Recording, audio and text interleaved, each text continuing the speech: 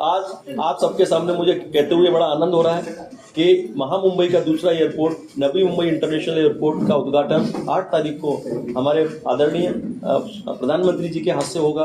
वो हमारे Navi Mumbai international airport पे 2:40 को उतरेंगे। पहले वो टर्मिनल बिल्डिंग का जायजा लेंगे, वहाँ पे वॉक थ्रो करेंगे, उसके बाद फिर हमारा एयरपोर्ट के ही प्रोमाइसेस में पब्लिक मीटिंग को एड्रेस करेंगे।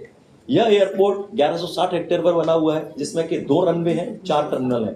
टोटल इसकी क्षमता देखें तो 9 करोड़ प्रति वर्ष हैंडल करने की क्षमता है और 3.25 मिलियंस म्हणजे 10 लाख टन इतना इसको कार्गो हैंडलिंग कैपेसिटी है। पहले चरण में जो है वो 2 करोड़ क्षमते वाला और 0.8 मिलियन मैट्रिक टन वाला इसका उद्घाटन माननीय प्रधानमंत्री जी यहाँ करने जा रहे हैं।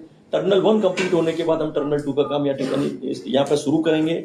अगर इसको हम एग्जिस्टिंग एयरपोर्ट के मुंबई से तुलना करें तो मुंबई का कैपेसिटी करीब 50 से 55 मिलियन पैसेंजर पर एनम है, जबकि हमारा ये कंप्लीट पूरा चारों फेसेज होने के बाद करीब 90 मिलियन पैसेंजर हो जाएगी। इन दोनों को मिलाकर हमारे एमएमआर रीजन की क्षमता जो 150 मिलियन पैसेंजर पर एनम तक हो जाएगी। अपने आप में ये रीजन एक ग्लोबल एविएशन हब के नाम में जाना जाएगा और ये शहर मल्टी एयरपोर्ट सिस्टम में अर्बन में ये पहला शहर है कि जहाँ पे आपकी मल्टी एयरपोर्ट सिस्टम यहाँ पे है।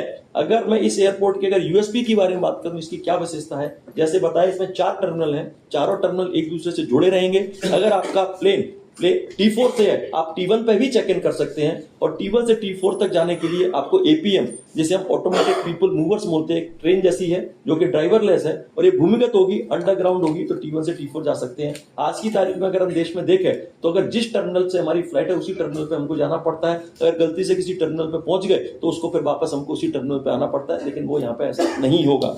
और उसके साथ साथ हमारा यहाँ पे सस्टेनेबल एविएशन फ्यूल की भी सुविधा की गई है जो कि एनवायरमेंट फ्रेंडली है। 47 मेगावाट सोलर पावर भी यहाँ पे जनरेट होगी।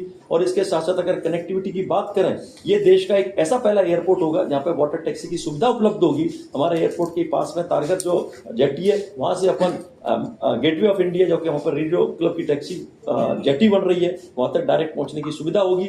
इवन रेडियो क्लब पे वहां पे चेक इन की भी सुविधा करेंगे। और ये जो कनेक्टिविटी देखें तो अभी हमने साउथ मुंबई से अगर हम देखें तो उल्वे अटल सेतु से आते हैं, अटल सेतु के बाद हमने उल्वे कोस्टल रोड का काम भी यहाँ पे लिया है।